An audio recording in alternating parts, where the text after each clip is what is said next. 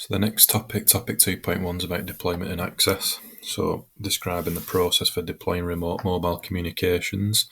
So you need to be thinking about cost, performance, security when you're looking at the different scenarios that are presented. So the topics are network setup, wired and wireless, tethering, network access, security, encryption standards, access methods, and VPNs.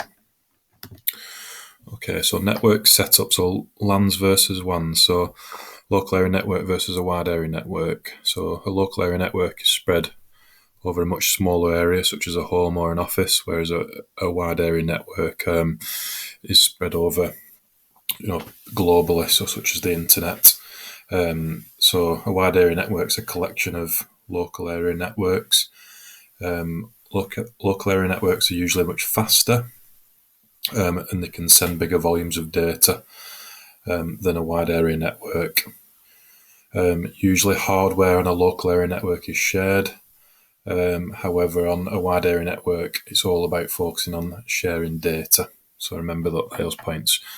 Sharing hardware across a local area network, whereas the focus is on sharing the data across a wide area network.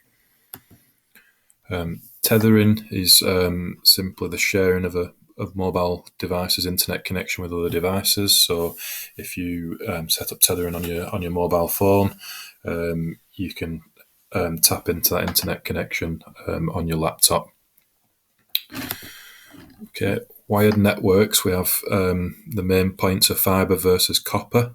So fibre generally wins in every category: performance, speed, security, distance.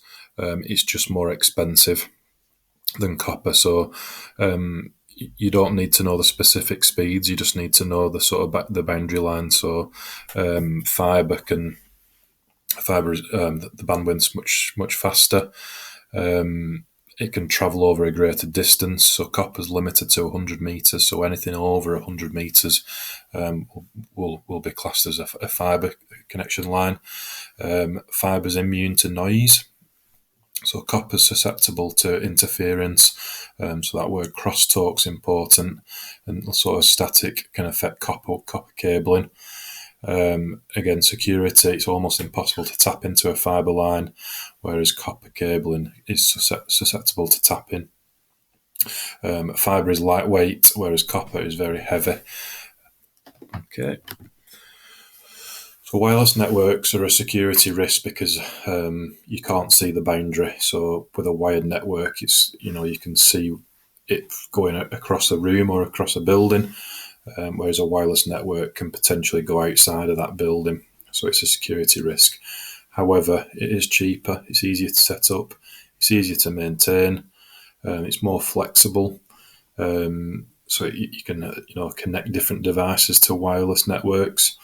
But it has a reduced speed to a wired connection. So if a question came up where which of these scenarios has the better performance, and you've got a desktop with a wired connection or a tablet with a wireless connection, the desktop with a wired connection has a faster speed generally. Okay, encryption.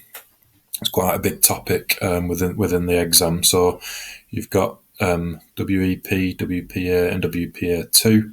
The encryption methods are RCA4 for WEP, RCA4 for WPA, which was sort of like when it came out was sort of a knee-jerk reaction. So it was replaced by WPA2, and the encryption methods were changed to AES. So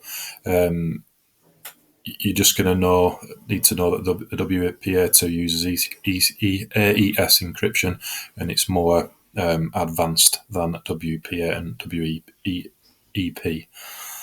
Okay. With regards to WPA, you've got personal or enterprise. So enterprise is used in radius servers to authenticate users onto the system. So that's a key point. So enterprise networks use WPA2 enterprise, whereas in your home network you'd use WPA2 personal. So you might get a question around that. Okay, so again, talking about encryption, we've got a process of hashing, which is converting a given key into another value, and this process is non-reversible. Okay, so remember, non-reversible is hashing. Then you've got symmetric versus asymmetric. So symmetric is when the same key is used to encrypt and decrypt the message, whereas in asymmetric, you've got a public key and a private key. So two keys, so one is used to encrypt and another is used to decrypt. So that's the key difference. So just think of symmetric as the same and asymmetric as different.